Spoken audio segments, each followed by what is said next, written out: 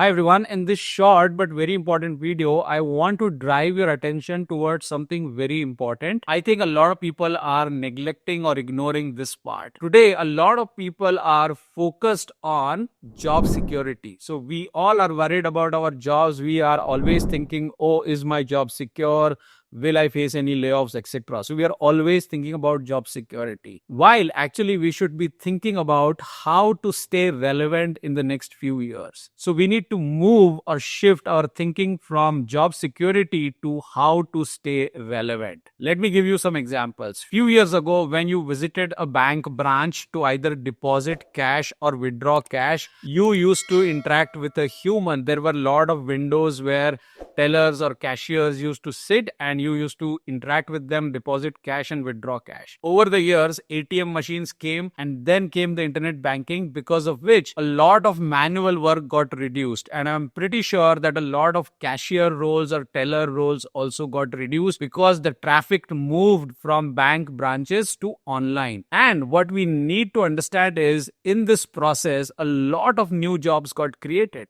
But those were not in the banking core sector, those got created in the tech sector because somebody built that mobile app that we use today for online transactions. Somebody was sitting there thinking about the product, design, development, testing, UI, security, all of that. So all those jobs got created in the tech sector, which were not there earlier. And this is just an example. If we consider the example of manufacturing industry, earlier, there were a lot of humans involved as laborers who used to work on repetitive tasks on the assembly line. These days, a lot of that has got automated as well. So now we have got IoT based smart factories, we have got CNC machines, and we have also got the implementation of robotics. So it is clear that manual jobs got reduced, but new jobs got created when all these new techs were designed. So robotics engineers, automation programmers, IoT engineers, all these new jobs got created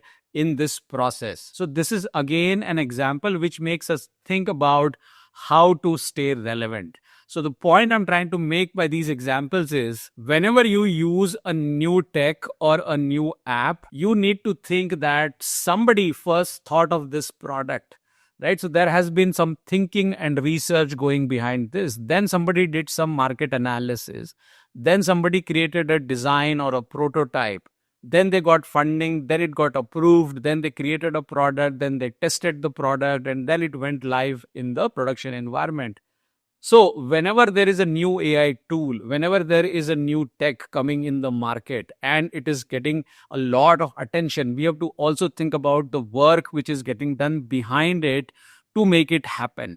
Right from inception to production and also to maintenance, which means a lot of new roles are getting created for that tech to come into market. And that is where your focus should be. You should be focused on what is that new thing coming into the market and is there a way I can transition into that new role? Do I have the relevant skills and experience so that I can transition from my legacy skill set or legacy job into this new tech or into this new role?